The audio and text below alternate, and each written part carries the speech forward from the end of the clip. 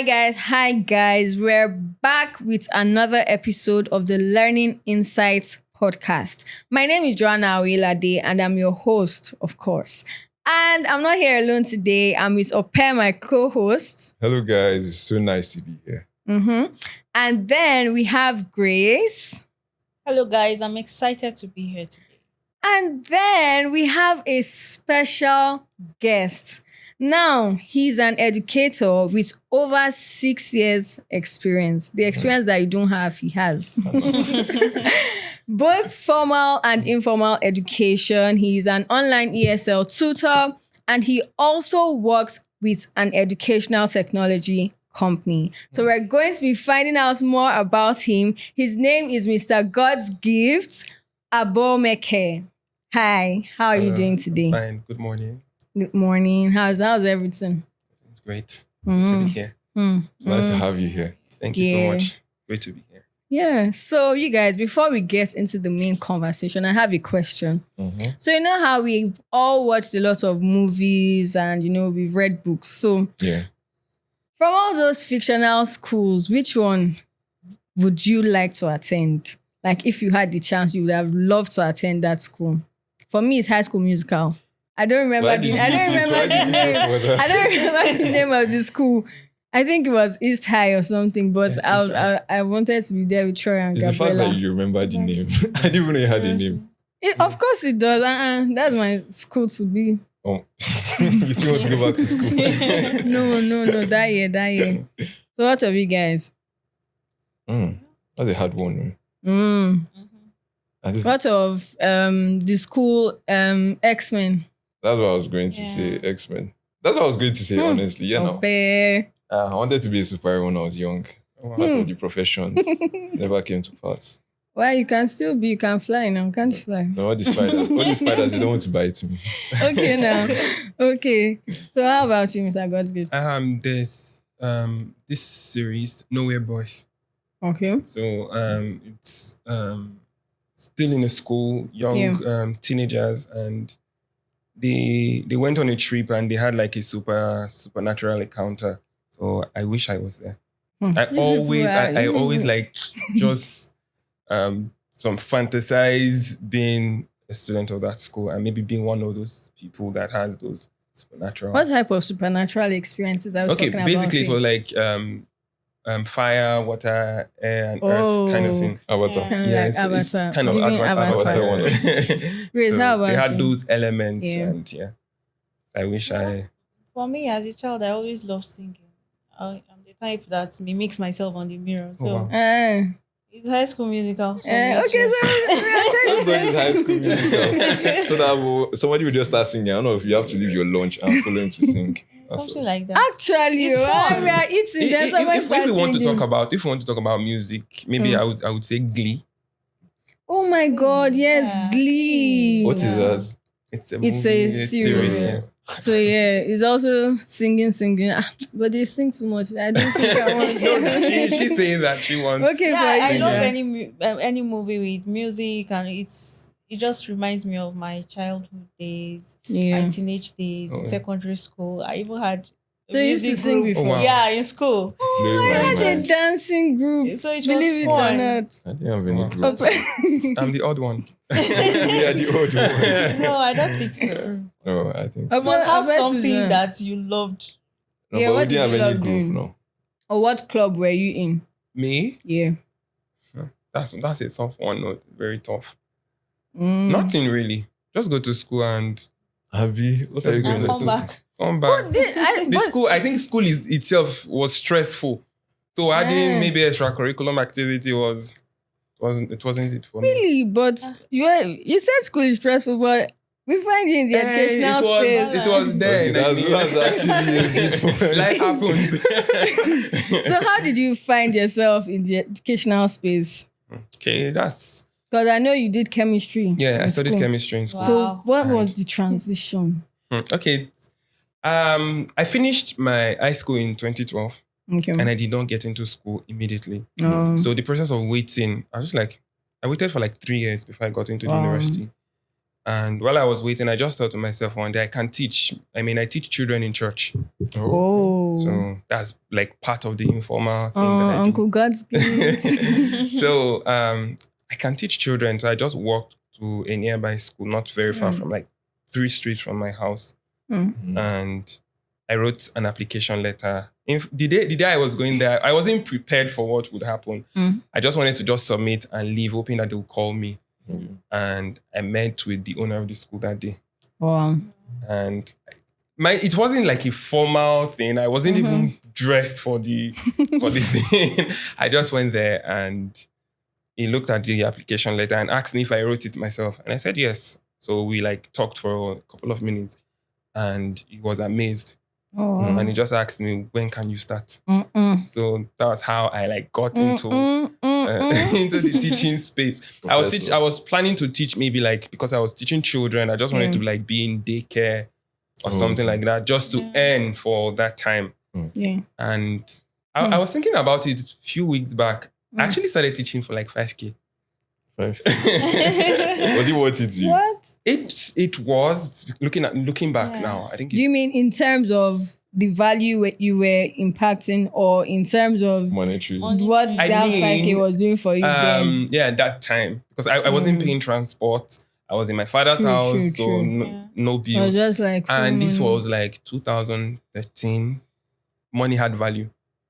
Like 5K was like 5 billion. Money had value for real. No, but then money had more value. Yeah, money had more definitely. value. And from there, when they saw like my productivity, it increased though before I left and all of that. But I was just thinking 5K, that's like one boat ride now. It's just, yeah. So that's how it all started. Then teaching children and seeing that whenever maybe I'm going out, I see children calling my name, greeting me on the street.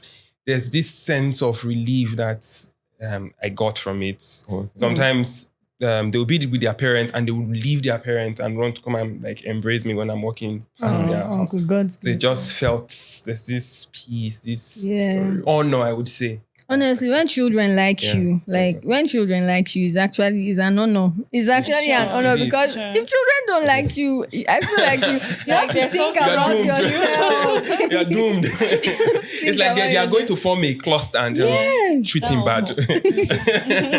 Oh my God. But what's like one experience in school? Like when you started and all things were nice, rosy, but then there was just this thing that this child did, or just something that happened in the school that just made you think like, you know what, like maybe I should just call it a day and go. I don't think I've had any of those experiences because whenever I see children acting badly, the first thing that comes to my mind is that this child needs counseling. This child needs the right direction. And most of the time, because of where I grew up, the kind of environment I grew up, it wasn't that bad.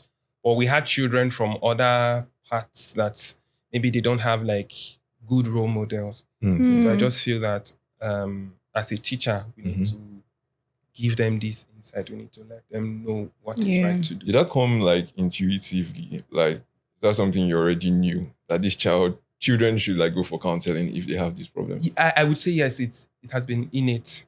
So your first result wasn't like going to get a cane and to beat them. Okay.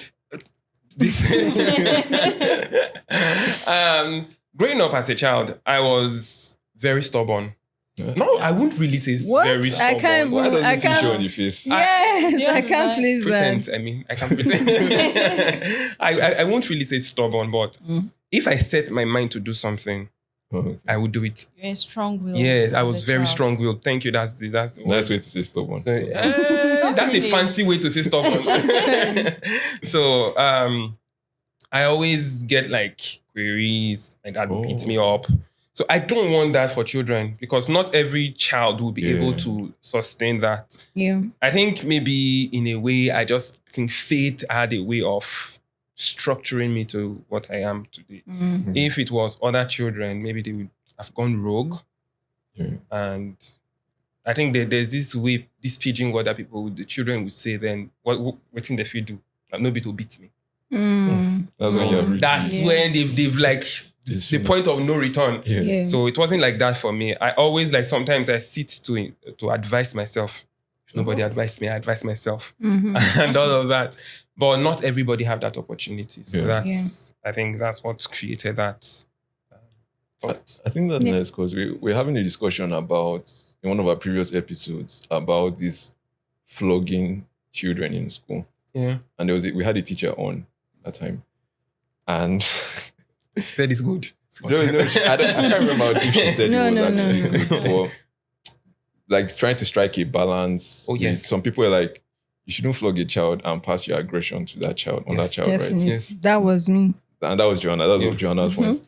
But from experience, sometimes there are some children that, I don't want to say they need beating, but I think they need some form of discipline. They need some form of discipline because children are not animals. So in a bid for you to say you want to correct them and you're striking them with a cane, I think that's abuse. That's abuse. So there are other ways that you can teach a child a lesson. Okay. And to show that you are superior to that child. You can tell them to maybe pick pin.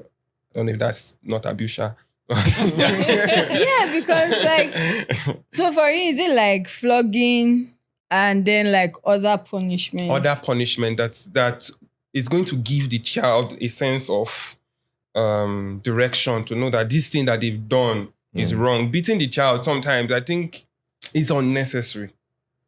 I agree. It's really unnecessary. I actually agree.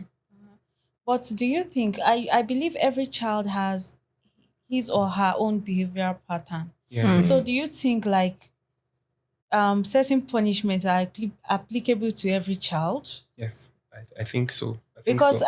I feel some children, they misbehave sometimes because they need attention, not because they are literally stubborn. Yes. You understand? So you cannot say you will give that. You're not gonna beat that child. That behavior is actually like a cry for help. Yes. They now beat them. Child. It just makes it worse. Makes the situation worse because the child is trying to express his or herself, and the child doesn't know how to go about it. React, yes. So how do you try to handle such situation? I think as a teacher, the first thing that you have to do when you come into a class or whether is to know your student and know what works best for the student. Just like I find this current educational system flawed. So maybe that's a topic for another day. And I find the method of discipline to be flawed also. Because they think that one form of discipline works for, if you're teaching like a class of 25, it doesn't work for all of them. The same punishment you use for my sibling, that's not what you use for me. And we are of the same parent. So how do you expect children from different homes, different background to have same? So there are some students, when they do wrong, all you need to do is just to call them close and talk softly to them. And before you know, floodgates everywhere.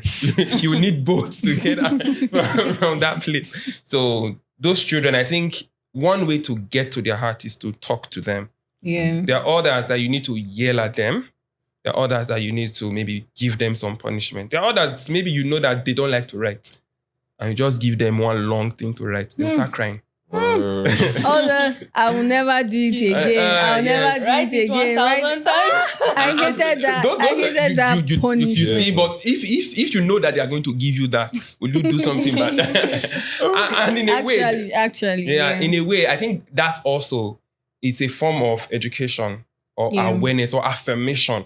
When the child is saying something like this, maybe I'm a good child, writing it over and over and over again. I think it may not work now, but over time, it's going to angle. That's an angle, actually. True. Just like depends on what they are telling us, right? Because me now, I'll never do it again. I'll never do it. How you not know that it's me that did it? I'll never do it again, mommy and daddy. No, look, I was just laughing because this was in uni and they did it to some of my classmates. They had them buy a new notebook and write it. Oh, wow. Yes. Wow. So somebody is cooking Indomie and you see this guy, I'll never do it again, mommy and daddy. Wow. So That's funny. It was like really, really funny. But they mentioned that you teach English. Yes. I'm not a fan of English. So how did you find English to be interesting? I mean, it's interesting because How? it's English. I mean, you have a topic called stress. No other topic. I mean, math is stressful, but it doesn't have that. Yeah. But English has stress. Stress. To help you communicate. Okay, another thing about me is that I do a lot of things. Okay. And one basic, the center of everything that I do, I think, is good communication. So the fact that I'm able to teach very well, it means that I can communicate very well. Yeah. The fact that I can do every other thing, I can write and sometimes I can act. It means that I have good communication. Yeah. So it's easy for me to teach people how to communicate. So the kind of English I teach, although I teach exam preparation, but what I mainly teach, I teach online. There are people that cannot speak English. There are foreigners that can't speak English. So I'm teaching them English from scratch or whatever level they are at. Yeah, different proficiency levels. How do you do like when they have? I'm going to assume that these foreigners have their own languages. Yes, probably. Let's take for example. I taught a student yesterday that is Spanish. Okay. Yes. How does that?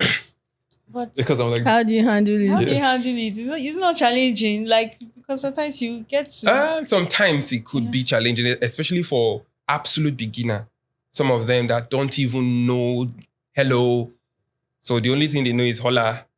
And I don't speak Spanish. that's the point. Of it. I don't That's speak what- Spanish. And even if I want to learn how to speak Spanish, maybe I learn French, there are thousands of these students. Today I could teach Spanish, tomorrow and a Spanish student, tomorrow I could teach maybe a Chinese student. That it will be stressful for me to. So there's a basic rule for that teaching people that are not native English speakers. You use what we call TPR. It's called total physical response. It's more like sign language. So if you are watching me and I do like this without saying a word, you already know that I'm waving at you. I'm saying hello. So if I say this and I say hello, so in your mind, you know that this is hola in your language. But some cultures have different body language. So like, I think, yes, they do. Maybe like the Chinese, they do, or the Japanese, they do this. But I think waving is more like a universal thing. okay. Yeah. That's People relate to that easily. That's right. So how was it for you, like the switch? Because before you started teaching online, you were teaching in physical classrooms. Yeah. So how was the migration for you? How did it go?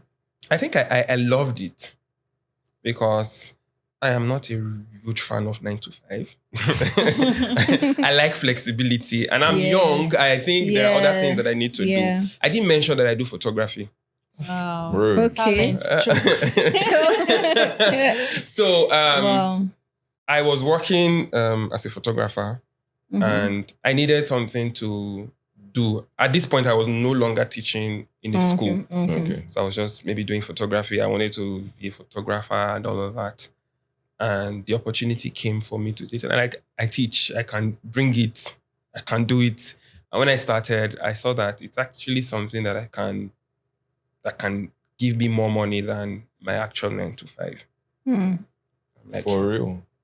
yes.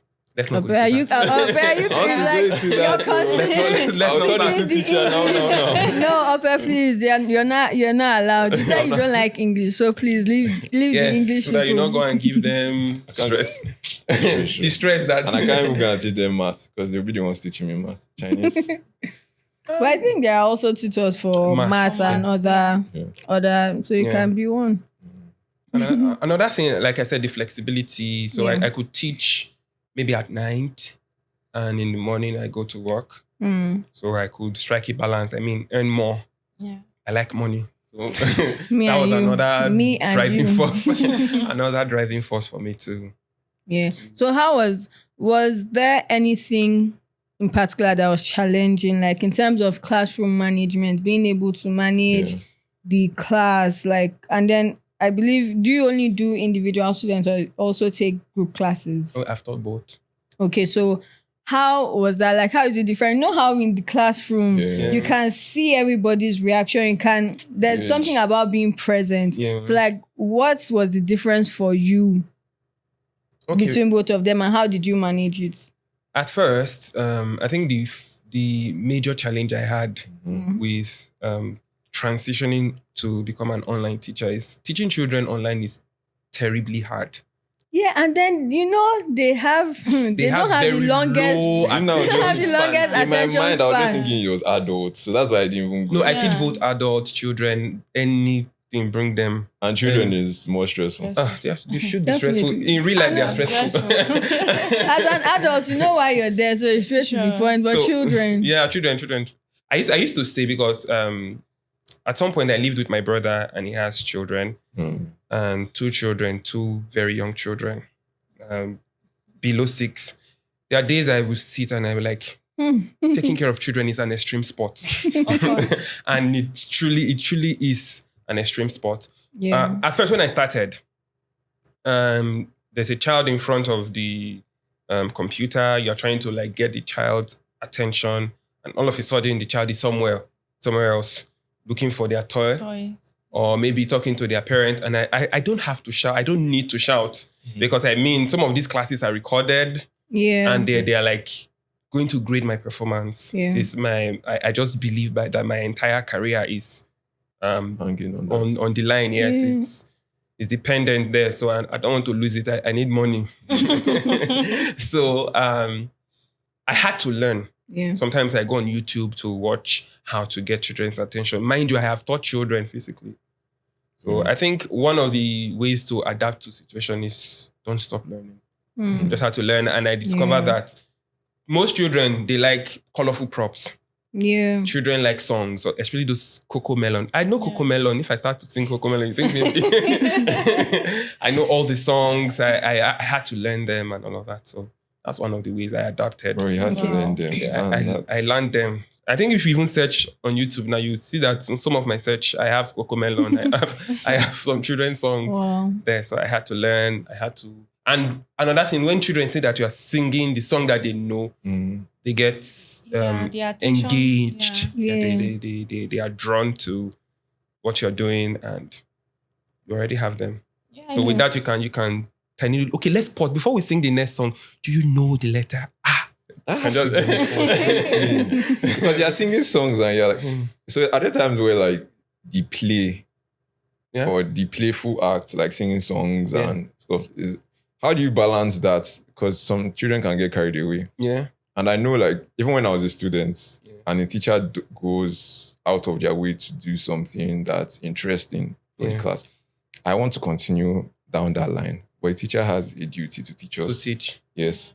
So in my mind, I'm like, please, let's Can we forget just this. continue? Let's continue what we're doing. So how do you balance something like that? Okay, the balance is, there are days when maybe I'm teaching the child about shapes and colors. Okay. There are songs for shapes and colors. So if I know that I'm going to teach this child about maybe the weather or shapes and colors, I just have to Google. There are songs for everything to teach them. And after they learn the song, you cannot ask them questions about the song. Say, before we sing it again, do you know maybe different shapes? Can you tell me the shape that has 3 sides? They already know that. While they are singing, it registers in their subconscious. Yeah. Yeah, I agree with that. I can relate to that because I have nieces and nephews. Yeah. You know, at times when you say, Karen, please help me. What is this? You know, she'll just go back to her songs and sing it for you. You know, Exactly. and, you know, she's happy to sing it. But when you say, Karen, come and do your assignment. Not Or so yours funny. is your case. And if you notice something, even in church, this thing started like way back in church. If I ask you to tell me one verse of the Bible, you'll not be able to. But there are songs that are like Bible verses. Yes. So if you tell them, okay, tell me about obey your parents in love, and you sing that song, Yeah. you already have the So I think using song to teach children in a way. Funny enough, as very an adult, effective. at times I still sing those children's just like songs. Like, That's next day in the Yeah. month. Yeah, Like you that's can't go. during the Sunday school in church. Yeah. I still sing them as an adult just to like. I think I Remember forgot to listen to them. them. Yeah. So songs are very effective. Very, for very. learning. And you know one funny thing? I think I'm talking too much. No, When I was in high school, I wasn't a huge chemistry fan. I applied to study chemistry, but I What? wasn't. I Are wasn't you a serious? huge chemistry fan. And if I want to say the first 20 elements, I have to sing it. The way they taught us, I have to sing it for me to that remember. was me in It was- secondary yeah. school for Yes. basic science. We had formulas. Yes. And then we had a song. A song for Yeah. So them. even at I vividly remember in the exam hall, you're singing You're the singing song. the- speed, to And God, remember, writing. and you're writing Exactly. there, yes. I think it was like that for most, Most people. especially science Not like students. that It was for like me, that oh. for most of us. I Because, feel. I had to learn that thing. I didn't even know any wait, song. I hated chemistry. Oh, you did With Like, passion. really, like the chemistry.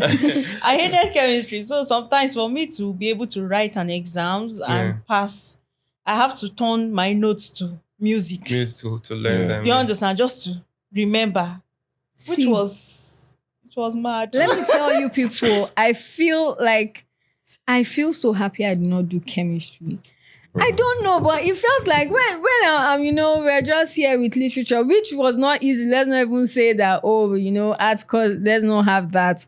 But I always felt like they were always going through a lot. Chemistry students, physics students. like, are we It's in the always same like I just see them and I pity them. Like it looks like they are going through a lot. Is it that there's a general concept that all chemistry teachers are terrible? Will I call them terrible? Majority of them, Sha. I thought you were about to defend them.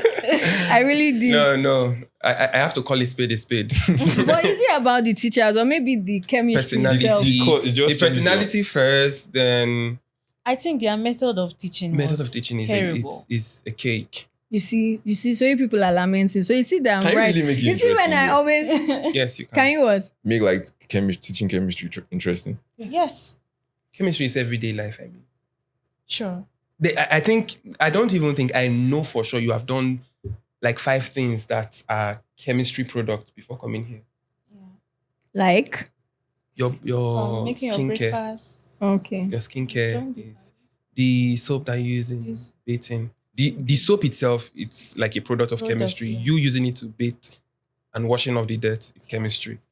Ah, Yeah. I thought it was basic science. It's a combination Well, of chemistry. physics, chemistry, and all of that. that's Yeah. really good. Wow. Then Okay. So I think if we are able to like relate chemistry to our everyday life, tell people yeah. that this is what, and not tell me about oxygen. I'm not saying oxygen Yes. or chlorine. I don't know what is chlorine. Just tell me that, there's this chemical that this is what it is used for. Yeah. And when you use it for this, it makes this This- easy for you to do. Yeah. I mean, I'll be able to relate even if I don't see it. And I think practicals, right? Practicals, yes. Because I know that those their practicals now is once in every how many weeks? Once Like in how now? every How? 9 AK market day. what's something that you would change as a teacher? Are you trained as a teacher, or just trained to teach English? I am trained to teach English. English. Yes. And I would say I'm a trained teacher. I have other certificates. Sorry, is it chemistry education you read or pure chemistry? Industrial chemistry. Industrial Okay, that's chemistry. pure It's chemistry. even industrial. Yes. Okay. what's the difference now? Okay, there's pure and applied chemistry, then there's industrial chemistry. There's no much difference, Sha, but it just means that we have more insight to industrial processes than the Okay. pure and applied chemistry. Okay, got it. So, because the way you sound like you really, really know like this stuff, and you have more insights compared to like some teachers, right? So, what's something that you would change? Because you said that like the education system. Yeah. is Yeah, messed let's up. talk about it. It's fine. It's Let's messed talk up. about So, it. what's something that you would change, or a problem you've seen that you would most likely change? Okay, the first thing I would change is how you teach. Okay. Because I don't know if you've heard about or if you've seen or maybe come across an article that talked about the fish and the monkey. asking Nope. a fish to climb a tree or asking a monkey to swim. Okay, yes. People have like different abilities. Mm-hmm. I'm going to give you a short story. In my final year, my project supervisor was the head of department. So it was a very lovely man. He still is. There was one of the few times that we get to meet. We're talking, and he's an environmental chemistry expert. Okay. So we're talking about the environment. We had to do like project on the environment. I think mine was about water. And we're talking about pH. pH is polycyclic aromatic hydrocarbons. And these are things that causes cancer. Okay, I'm already teaching chemistry. That just went in and went out. So there are things that causes cancer and all of that. So we find them in water, sometimes in the air from combustion, all of that. So while we're talking, he asked a question that what is like the, I think the most abundant pH. Someone said benzoapirin. I don't know, I still remember this thing. But someone said that. And he just casually asked, okay, how many membered ring is it? Nobody could answer. The person that he asked, rather, I think she was the best student in my class. She was in a 4.8 or so. Bro. And me, I was not even on a 4 point. I was just in class. I was just in class. And he asked her, she was shivering, she was rejecting, she could not talk. She knew it. I am certain that because it's a basic thing. And he asked me, I was very bold and I don't care who the person is, I would talk. And I said it. And he asked me other questions. And I just answered him very like fast and easy. And he looked at me and said, are you a first class student? I'm like, I'm just in class. Please, I'm in class. And he turned to the other student and was like, if you continue like this, you are going to fail. In my mind, this is our first class student. The best in the class. Doesn't he know? He didn't know. Wow. Because the way they release, maybe the teachers know, the other lecturers, but he's the head of department. He does not have so much time to look at all of that. He didn't know that I was the best student in my class. And that I went back home and I pondered on that. I discovered that for someone like me, if you ask me to come and write, and I might not be able to write as good as that student. But if you ask me to come and maybe do oral exam, I'll be able to give you as many insights. So I think my strength is oral exam and all of that. And her strength is the written exam. So I think basing students on everybody must go through this is flawed. Seriously flawed. Not everybody can write the way you will want. But there are those people that cannot write to impress you. They can talk, they can speak to impress you. And people that can write to impress you, they cannot speak. So I think students should be graded in holistically. So should everybody go through the same oral written? Yes, we just go through written. You go through first semester, pack all the nonsense that they are teaching you, and at the end of the semester, you are expected to come back and give them. There are people that at the end of that week, they will be able to reproduce what you have taught them. And if they reproduce it, it sticks better with them. So at the end of the exam, I think in the Western world, the way they do it, they give you tests, assessment every week. And it's accumulates to your final score. Your final exam is not 70% like we have here. So it's like a chunk of everything, your assignments, maybe attendance if you want. And your final exam will only be like 30% or 40%. I think we should base our educational system on that. That we should. So if I want to get you correctly, are you saying that we should have a way of assessing people at intervals instead of like waiting till everything? Yes. Okay. Then I don't know if I'm going to push back a little bit on what you said about like people having different strengths.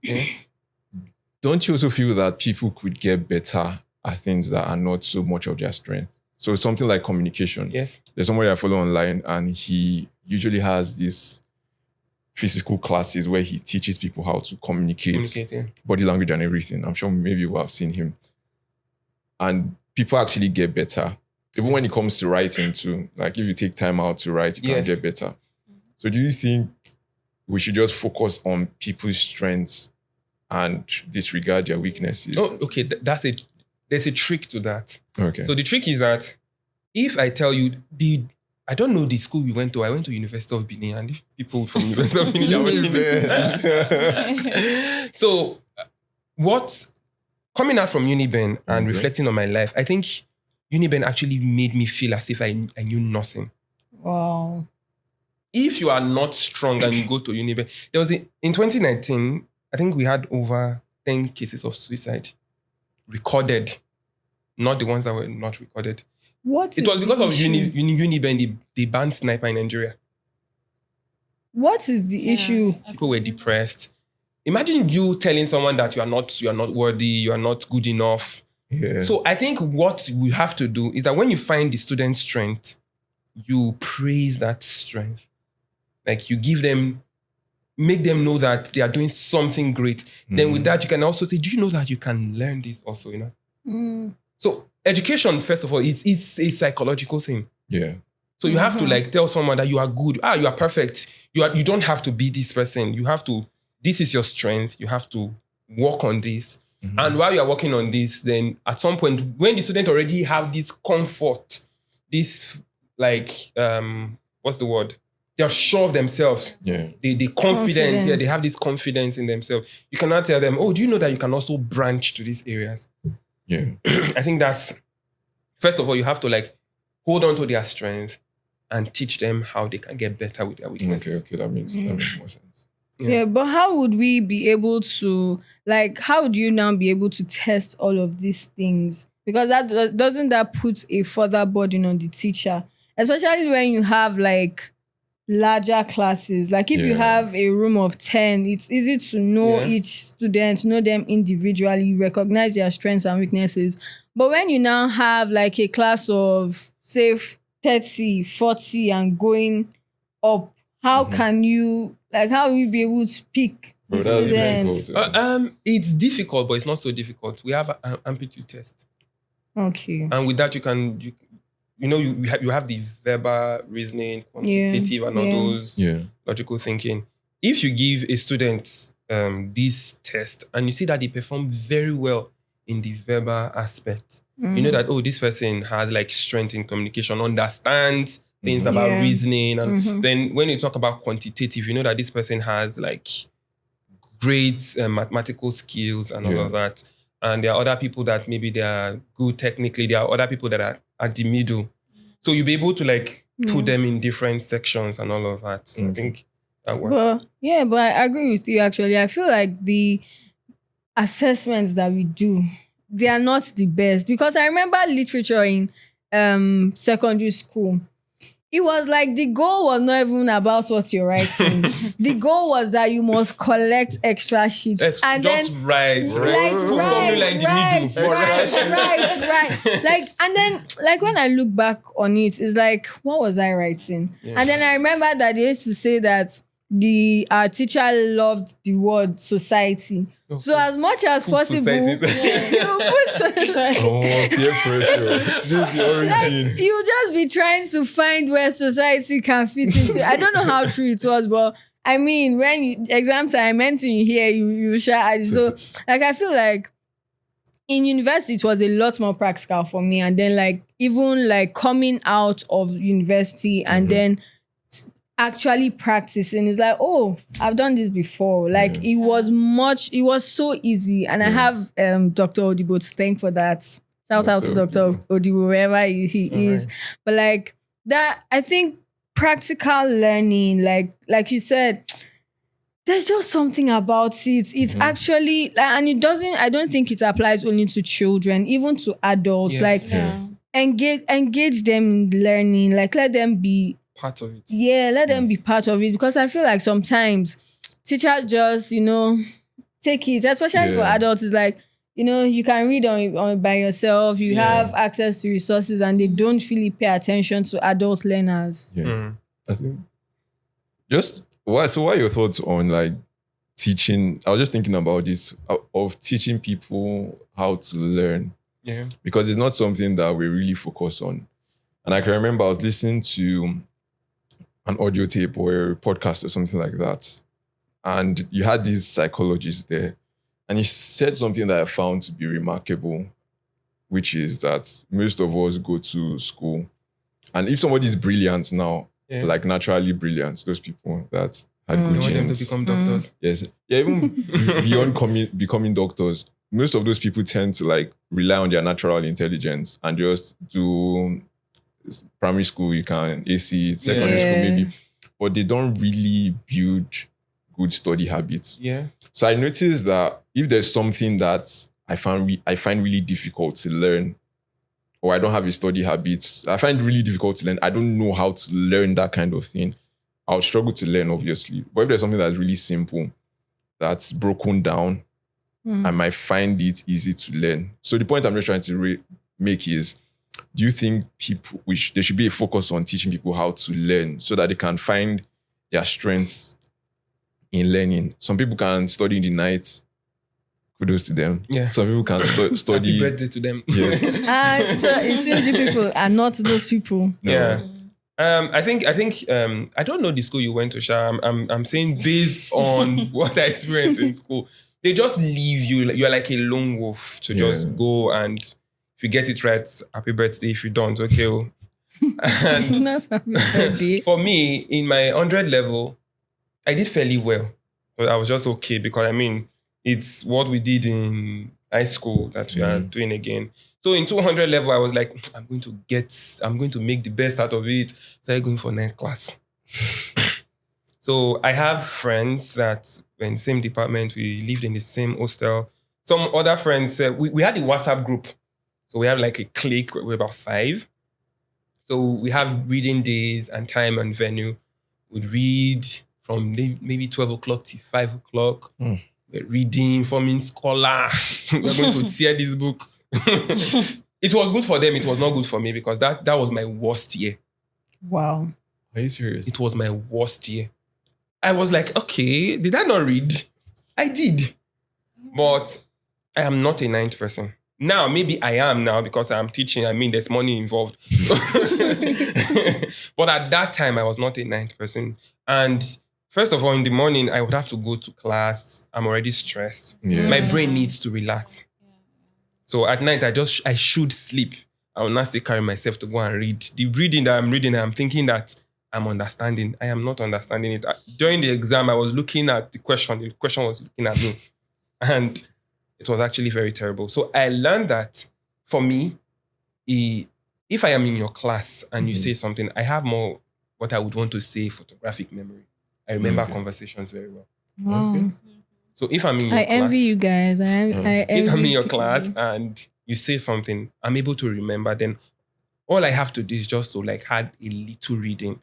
Then for some people, some of my classmates, they might not even come to class. They might even beg you to write attendance for them, and they would still get A because they know that they can read better at night. Yeah. I think it's a thing that we have not like learned in an educational system to teach people to understand themselves.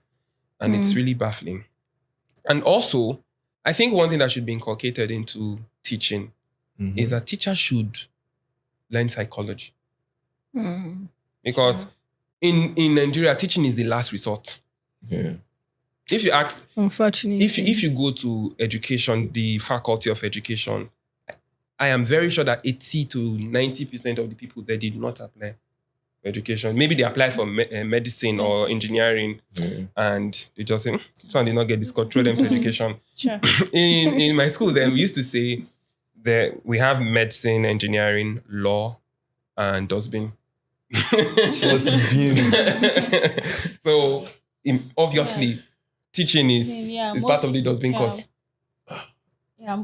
But Please, it's who like are that the in people most that were saying universities. that? I want to have a word with them. Exactly. Who are I'm they? part of After them. this, I'm part of after them. this, I'm part of after them. this, we'll have a But in conversation. most universities where you have educational courses, Yes. that's like the last belief. resort. Do you understand that if they throw you for education, you be like say, But there's a whole group inside that was being. like it's like Yes. There's already a mindset that education is trash. it's trash. Yeah. You understand? So you could be reading something like physics education, chemistry education, biology education.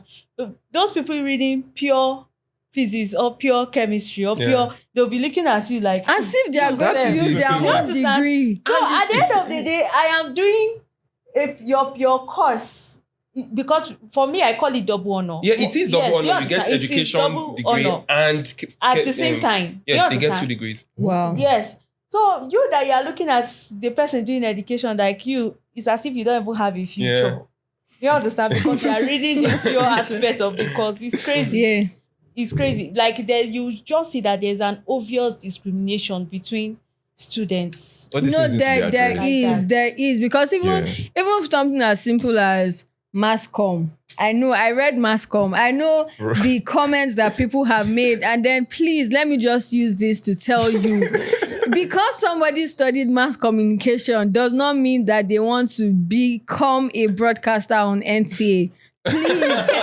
Please, mass comm is so much more than broadcasting. It's Jonah, so why much do you more say than NTA? newspapers. It's so Yes, much I more wanted- I than wanted to that. add that. Why is it NT? Because I promise you, like, especially when I was graduating. So you want to work at NTRB. So is it the next thing? It's like, is it that you're there? Or is the next thing? Or is a radio station? Shall I tell you why? Yeah. Why? For mass comm especially, Why? why people never really took these people seriously is because us were in class, we're suffering, listening to a boring teacher, Yeah. trying to survive. Then you look outside It's and you not see, trying to survive. Trying to look for news. yeah, you just look outside and you see these people outside holding camera. And guess I'm not saying what? what you're doing is not difficult. Yeah. I Yeah. agree. I had a mass comm student as a roommate. Yeah. But we're in class, we're suffering. I want to be outside. This person is So, really- it's a outside. thing of envy. No, but I think like I would it's a agree, general kind of. speculation that Yes. especially for theater. Theater. I wanted to say Theater theater arts, arts. yeah. You just come and dance and Come you and just give you dance. marks. Let me dance, please. Oh, they get marks for that. Yes. There's a dance exam. There's Yeah. acting exam. I can do all of those things. Let me dance, please. Give me There marks. was this in one of the episodes that was saying that their department was behind my own department. So you Yeah. can literally see everything. So we were in class listening to a very boring lecturer and you are just dancing and you're any You're match. having Why fun. would I want to dance? Yes. Although it's not It's as not easy easy. as we think. Exactly. Exactly. It There are takes a lot techniques to of... this thing. You can dance and still fail. Fail. Yeah. Dance into failure. You can Oh my dance and God. fail. You can act and fail. Yes. Yeah. So, but sometimes we'll be like, but I can do this thing better than this person now. Or so you understand? think. Yeah, so we think. But for That's some what's people that possible, have sure. that talent of dancing, you'll be like, see waiting this person they do. You Yeah. understand? Yeah. But I can dance better than this person. Honestly, You know? I want So- to propose a movement. As there's dignity of labor, there should be dignity of degrees. They should No be. matter what it is, because it Oy. takes a lot, like Yeah. whatever it is, from chemistry to physics to mass comm to accounting to economics, whatever it is that to education, yes. Yes. I don't think I think we don't really understand the value that teachers are. Yeah. They are nurturing the next generation. The people that are going to lead you when you're old and when you're old. Hold on. Hold on. The teachers are the ones that are nurturing them, bringing Yes. them or praising them. It's such a vital role that they play. But I feel like generally they are looked down on. Like, and we see it in terms of pay, in terms of everything. That's why a few years ago, I don't know what the situation is at this year, but it's like there was a global shortage of teachers. Why were they leaving the teaching profession? Because of lack of sufficient pay, Yeah.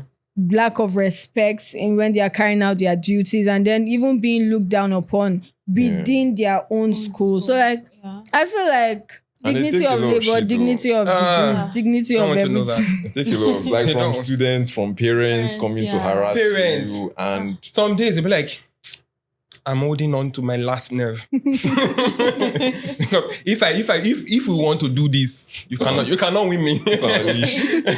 You sound like you have a story to tell. Oh. I not my personal story, but I taught in a school, and you see some parents coming to like shout at teachers and harass them for what the parents should have done.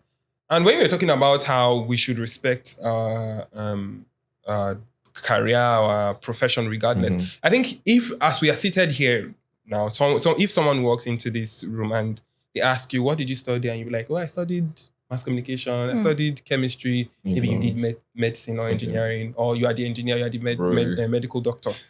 They are going to like turn from the two of us and give them the attention. Like, you guys did something well. And they'll give them the honor. I'm not saying that they didn't. In my school, I think medicine is 8 years without strike. Bro. So that's it's plus Doing X. what? Your medical school is 8 years. Why? That's why I wanted it to has be to a be doctor, different. but you see, the length of Yeah, the length is actually discouraging. Is what discourages and knowing me. what they would face. So every sector, they have their own pain and everything. But I think looking down on others, it's not it. Yeah. And like you said, children spend more hours with their teacher than they do with their parents. Yeah. So imagine the next generation. If teachers come together and say, let's support the next generation, let's just put one nonsense in their mind. That's actually... We are going to cause terror in your home. We are not in your house. Yeah. But if we want to wreck your home, we are going to spoil your children. So I think it is we don't pay attention to something that is very vital. Yeah. Someone that is holding like the future, I would say, that's going to shape the future of your child. If a teacher is very intentional about their student and they shape the children to whatever, the teacher is not going to get the glory. It's the parent. You train, you raise your picking well, but did you actually? I know you did. I'm not going to like neglect what the parents are doing a lot. But teachers also, they are doing so much. They're teaching your child how to read, how to spell, how to communicate, words that are good to say, and how to be better people in the society. You do that as a parent too, but I think we should learn to give teachers the credit. In terms of respect, in terms of pay, teachers are paid horribly. I cannot believe that at this point, I earn more than my professors. That professor one is like... When I found out, it shocked me. So it shocked me. So it's just like with all the respect that they do, professor. And that's why most of those, I'm not saying that this is a yardstick for them to misbehave. Most of these teachers, especially in university, they have like transfer of aggression. They have, and that's why you don't allow teachers to beat your children. Exactly, because the one that they have from their house, the one that government is doing there, maybe they face traffic that day, they will just combine all of them and unleash it on the child. It's terrible. So I think when the mind of teacher, that's why I am suggesting that teachers should like learn psychology. Or maybe do some courses in social work. I don't know if you know, nurses and doctors, they are forced to do courses in psychology and social work. Even mass comm, we did psychology courses. Thank you for asking. We did not actually, but okay. No, we did. I mean, it's close. It's like mass communication and social work. I think they are in the arts. Medicine, it's in science, but they will have to take courses in social works. For example, if maybe there's a bad news, maybe someone has an ailment, they are not just going to come and say, you're going to die. They are going to learn how to like break those such bad news. Not all those doctors. Not all. Those are the ones that failed. They obviously miss those bad handwriting. I think that one too, it's part of, it's not bad writing per se. They learned that. They learned bad handwriting. Not bad handwriting. It's like a symbol. I wouldn't say it's a symbol though, but it's just that it's peculiar to them. It's peculiar to them. The pharmacists understand that. The pharmacists. I said the pharmacists. Pharmacists too have terrible handwriting. So when a doctor is writing a prescription for you, they don't write the name of the drug. They write the compound or the product. So when you see it, you already know. I did pharmaceutical chemistry for a short time. So when sometimes they tell you, give them paracetamol, they will not tell you paracetamol. They could tell you acetaminophen. Yes. So they might just write that structure and give it to you. Just write something that... So you will be looking at, what is this thing? This thing go expensive. It's just paracetamol. So it's not like bad writing. It's speculative. But you'd be right if drugs are expensive now. But seriously, they have bad writing. I could remember during my This is not my letting it service go. days, because like sometimes they write notes to send to the X-ray department. I was in the X-ray department. Lord Jesus, at times you feel like beating the hell out of that doctor that wrote that stuff, because you be like, waiting Oh this my person God. write, like waiting me this. At times you have to go back to the doctor's office, like, please, what did you write? Because Oh my God. at some point you now started telling them, please make sure you write properly before you send the patient here, because you cannot be going to the office all the time to ask you what examination you're writing. Like, what the hell is this? You know, Wow. it'll be wild. You should put it on the X-ray machine to try and decipher it. Okay, so now let's talk about Know the Blocks Maven. What's that about? You're excited. So what can you tell us a bit about that? Okay, Know the Blocks Maven is a tech organization. Yeah. But we don't just do tech. So we teach tech. Okay. So it started off as a non-profit, and the aim is to teach young people about technology. And we're not just teaching them that, oh, this is computer, this is CPU, computer. and all of that. They already know that. They learned it in Introduction to Computer Science. We are teaching them how to code. So we have like access to all the government secondary schools in Abuja. And we go there, we've been assigned like a time slot in their timetable to come there and teach them about tech, to tell them they know about blockchain, they know about Web3. Our student can code, basically. Are you Can write guys, languages. me, can I learn? Can I come and learn? Come on, then, and bring money. But people Okay, who now. have like a specific age range that you teach. Okay, there are arms of Know the Blocks. So we have the ones for the young, very young people, people in high school, senior secondary schools. So we go there, we teach them, and we also have the advanced courses, like for graduates, people in the university, and people that just want to learn about tech. So you can be beginner, but you just have to be like in the advanced sector. You don't have to be going to the class where they are teaching young people. So you can learn HTML, CSS, JavaScript, and everything. Then maybe if you want to learn about blockchain development, you can learn about that. What can you just give us a brief, description of what blockchain is? Right. What is it really? Okay, blockchain is the best explanation I would say is like a transparent way of having transactions. Okay. So one of the part of blockchain that we know is the cryptocurrency. Yeah, cryptocurrency. But I think it's more than that. You can do a whole lot of things on the blockchain network. And it basically shows transparency in transaction, in things that we do. So, there are times when you want to transfer money to someone and you're not so sure about you are not certain about theft and all of that. So with blockchain, I think it eliminates that fear because there's a whole system that is being recorded, and you are not so scared that your money is going to lose as long as you are protecting it. So unlike except I break into your wallet, I cannot steal your money.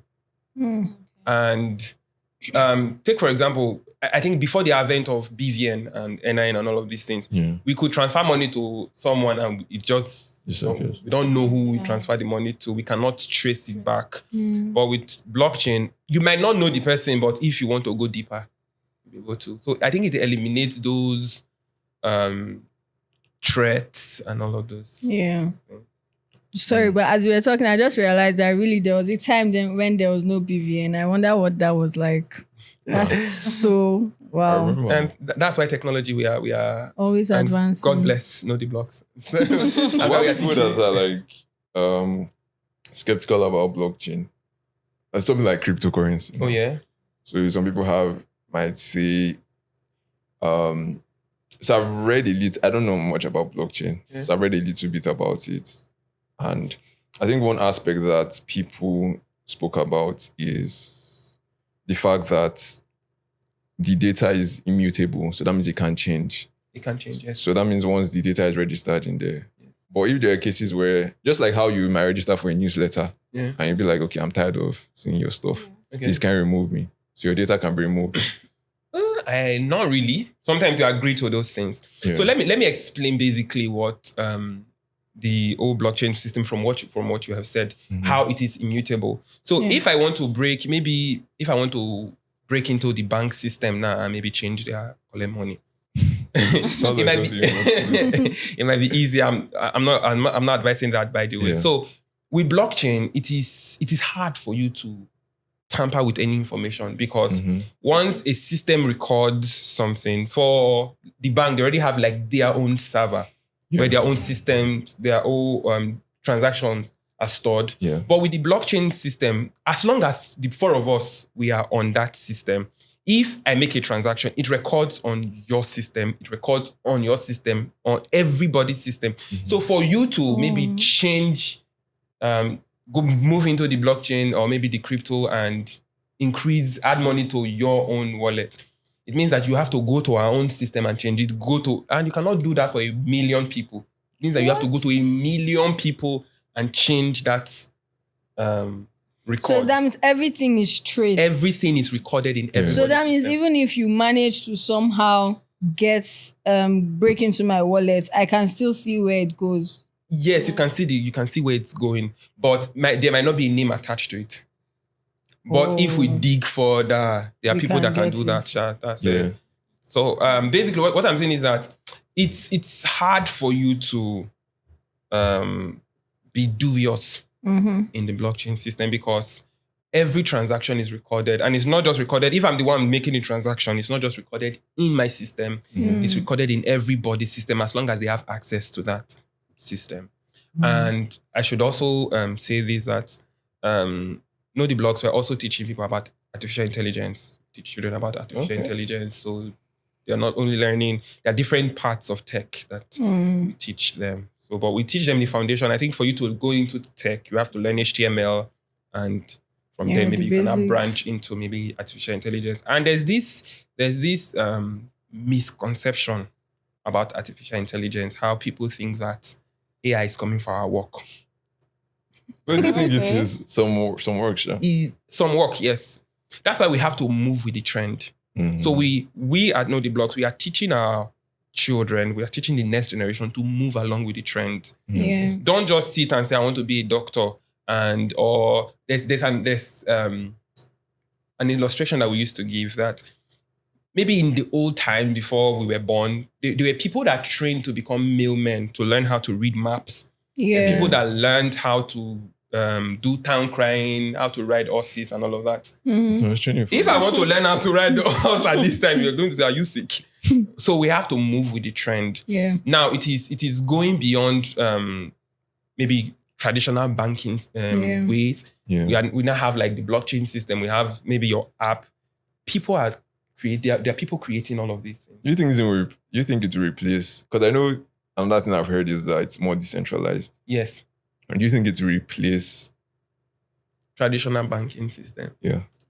If the banking system do not like top up their games and like move with the trend, they are going to flow with the tide. Just move away. Zenith Bank. So if I may ask, okay, now you're into tech and then you teach children tech too, right? I don't really teach tech. I just know about tech because I'm working in a tech organization. Okay. So we have tech teachers. I work as the admin. Okay, so as an admin in the tech industry, yes, don't you think that tech has kind of replaced the basic learning of children in the classroom in a way that I'll say, okay, like you have kids now that are more attached to their devices than the basic learning of the school structure? Oh, yes. You understand? Yes. So how do you learn to deal with such Okay, I think things? that goes back to the school. It's not the tech space. What tech is doing is making learning materials accessible. So that when you are not even in school during holiday, you'll be able to like get access to these materials and read them and stay updated with what is going on.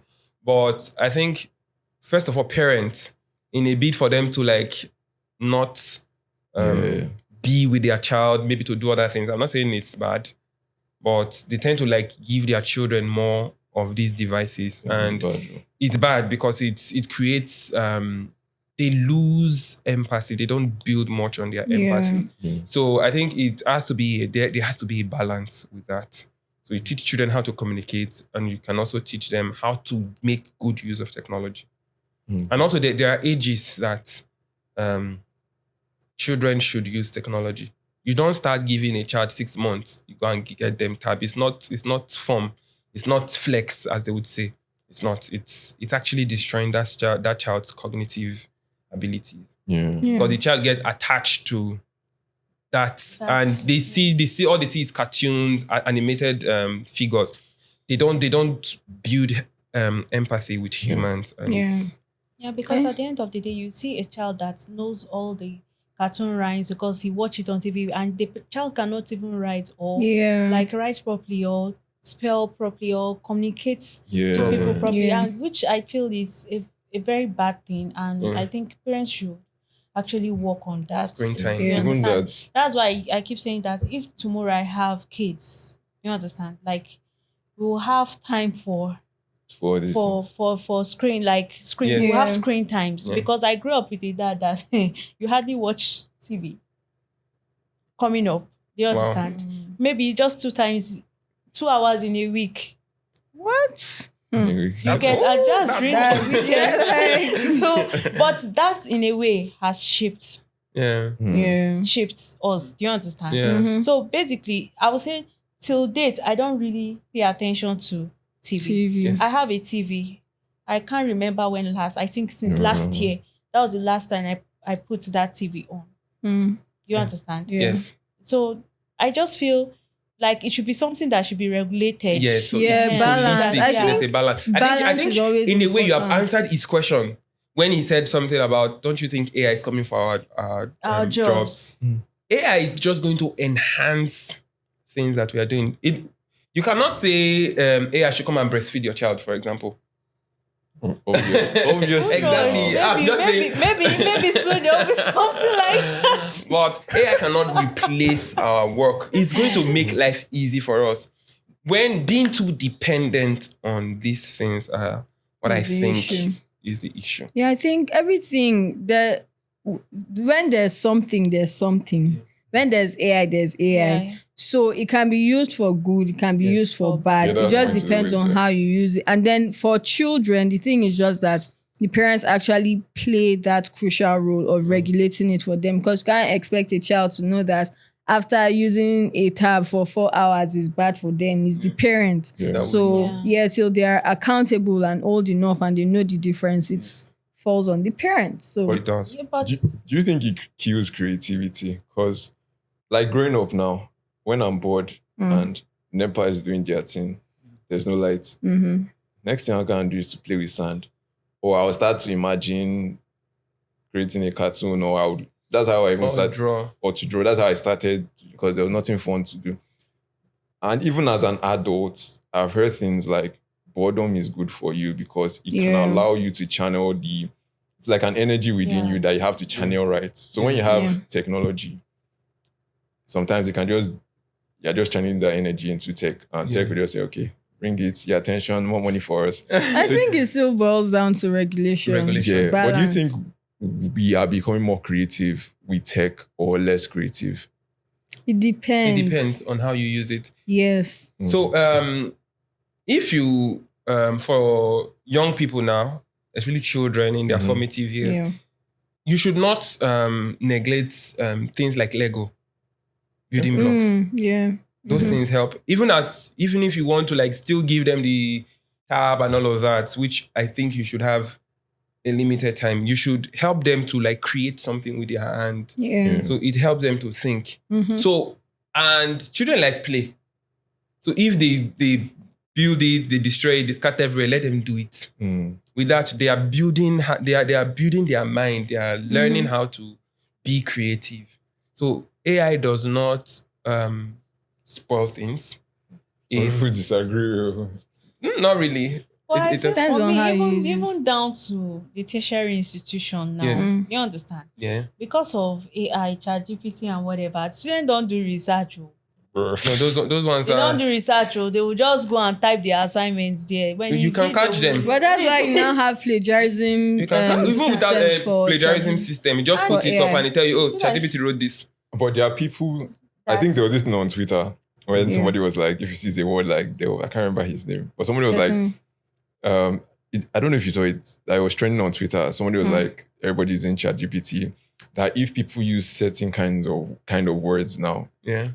they would just. Oh yes, I they saw just it because assume that of it's delve. The ChatGPT. word in So the question word was delve. So everybody's delve. like delve. It was a, what do you call it? Like, I think a grant giving. I'm not sure. I'm not clear. Don't come for me. But yeah, it was something like that. And then the person made an application or so and Yeah. used delve. And And then it was like, oh, it's ChatGPT ChatGPT. generated. And then some people are like, there are things that they wrote by themselves. They have good Oh, English, yeah, good yes. vocabulary and everything.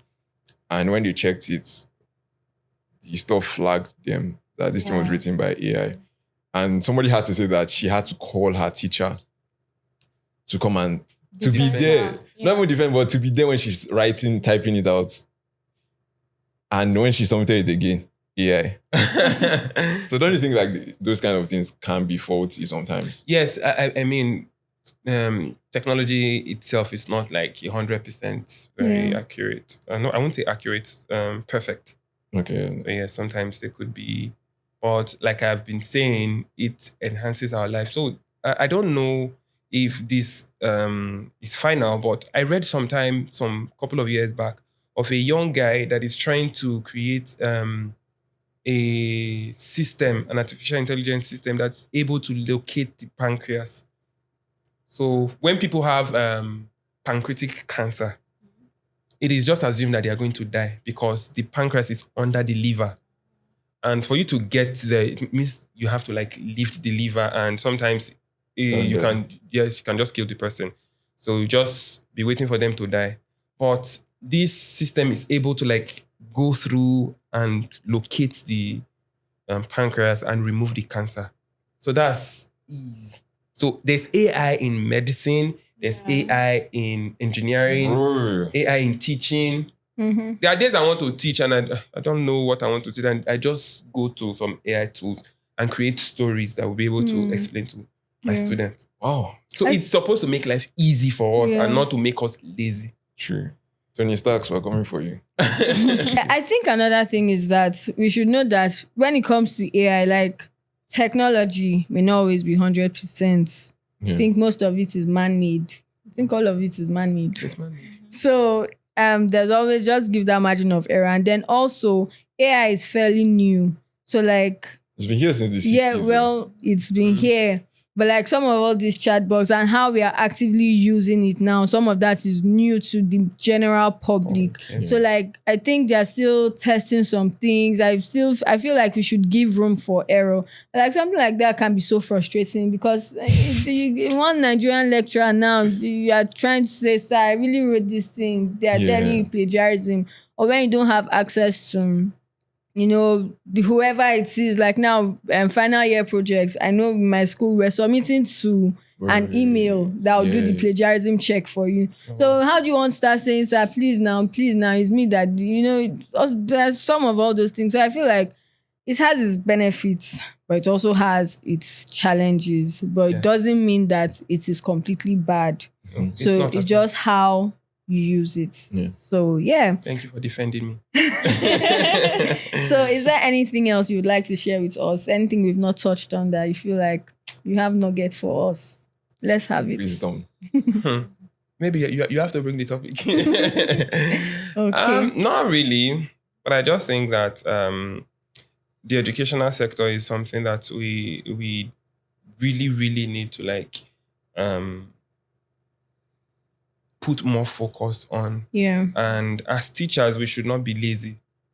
Like I said, you know, teaching is like the last resort for some people. Yeah. So people don't even take their time. Some teachers, the way they are lazy, you be so if you actually got medicine that you applied Like, for, is this how you are what going to you- be doing? But That's a fair point. yeah, they are just so lazy and Yeah. they they're nonchalant about their work. And we need to take this seriously. There's a body that claim, I don't know if they claim that they are regulating this teaching system in Nigeria, but I really do not. I've not seen their impact yet.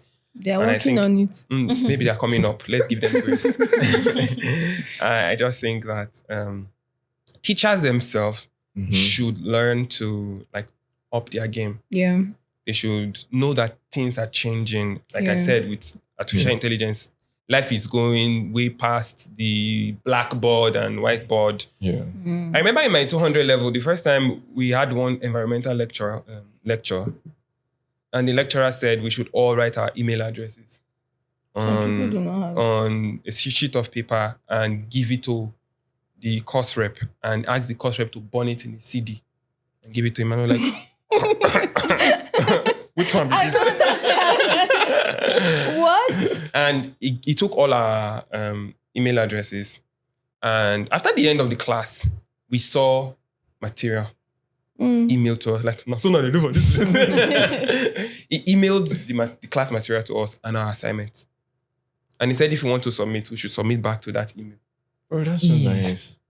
Some teachers don't like ease. Yes, it's like, no, writing. Imagine writing an assignment of 2 pages in 2024. The funny thing is that teacher, I think before I got to final year, went to the US. Of course. Because that means they are always the ones. You can't tell. Then in my final year, imagine that this happened in 200 level. In my final year, one of my professors, maybe we'll see this. He'll be like, I want to give you people assignment. And he said that we are going to write on 4 foolscap. Four, not like 4 page, 4 foolscap. He gave us the assignment. It has to be 4 foolscap. Tell me what I'm going to write in this small thing that you gave me that is going to 4 foolscap. The sad thing, he's not going to go through everything. He's not going to go through everything. In that way, if I want to write doesn't, I will just break the word does not. As not and all of that. So I think teachers should move with the trend. Yeah. Times have gone way beyond those old times that we have to do things. We have to make teaching, make education interesting. Anymore. And that's the only way now with all the advent of school and scam and all of that. We have to prove to people that school is not scam. Yeah. And how we are going to do this is being up to date and not being a cake with what we do. What about for wisdom? What about for teach? So I think this question came up, right? Yeah. So we've already highlighted the fact that some people go into the profession passionate about it, want to impact lives, and some people it's last minute, 90 minutes decision. Yes. Right.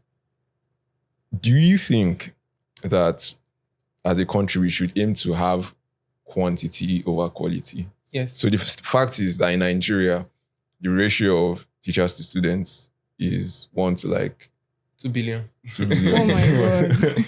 So you have the deficit of teachers in this space. So do you think that as a country we should go that, okay, you guys should just come I beg, we need help?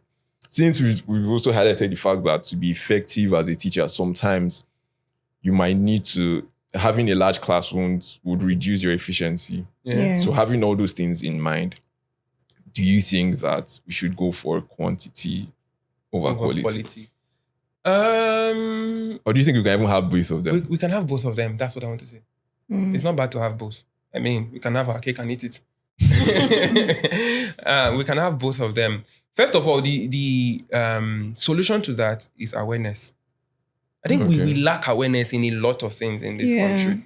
Because if you tell someone that I'm a teacher, and you're like, one teacher. That's the first thing that. So I think we should teach people about being a teacher and how some people are born teachers, but they would never want to teach. Because of like the stigma that is attached to teaching. Yeah, that's stigma. So when we give people that awareness and people are very comfortable about these professions, I think more people that are passionate about teaching that know that they have like that thing for teaching, they would want to go into teaching. Feel that. Sure. That's a fair point. So we can have both quality and quantity if we have the right awareness. What about funds too? Fund is one thing that would want to boost the quality of people that come there now. You see, people went into medicine thinking that medicine pays well. Yeah. That's why everybody wanted to be doctor, engineer. I wanted to be an engineer because I wanted to be a petroleum engineer because I wanted to work in an oil company. Bro. Yeah, I And had be getting some money. dreams at some point. Yes, and I had to work very hard to learn maths, learn all those things. I must be engineer. And I mean, at some point I was like, okay, chemistry, chemists, they still work. They still work there. But if I had known from the onset that you are going to be a teacher, or maybe if I'm not teaching, another part of another profession that I want to do, maybe to be health, maybe a nurse or a pharmacist. Why? That's another story for another day. Okay, Grace and Just my anything. last question is, so for someone in the tech space, Yes. for like young people that want to leverage into tech, what advice you have for them, like if they want to go into that space? Yeah. And what are the opportunities that are out there that you think that people can leverage on to be able to go into tech? Because at times going into tech is expensive. Oh, yes. Yeah, because some people cannot afford to pay certain amounts. Because I can remember last 2 years, I wanted to learn Java. Oh, And when they called the price. amount of the school fees for me, the price for just 3 months, I was like, okay, let's leave it for another day first. let's share the We have grace. other things to handle for now. So what are some of those opportunities I think that are out there that people can leverage on? Okay. And is everything coding? Huh? Does everything have to? It doesn't have to be coding. No. Okay, so I will start. I would say just start. I've learned tech, different aspect of tech. I think a part of me is saying this tech is not for you. Just rest. There's the technical aspect of tech, and there's the non-technical aspect. I mean, I'm in tech. If they say people that are in tech, I will come out. But I come and write code, I cannot.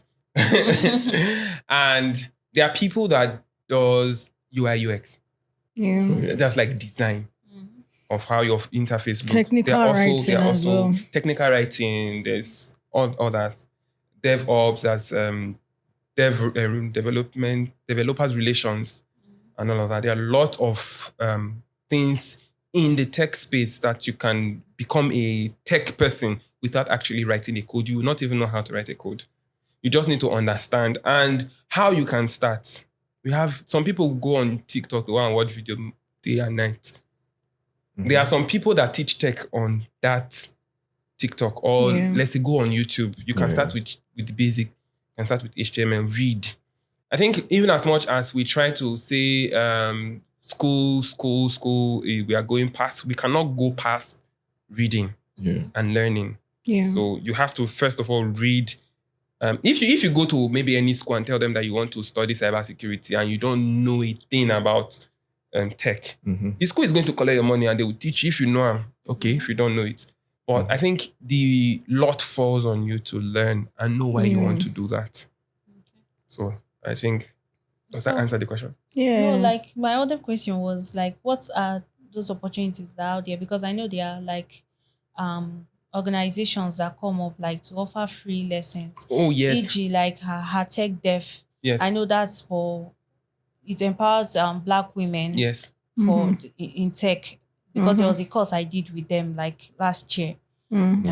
So I know there are companies like that. So what other companies do you think that are out There are there a that lot people can of them. leverage on, so that our viewers will have opportunities There are a to lot of them. I think currently, I don't know if it has expired, ALX.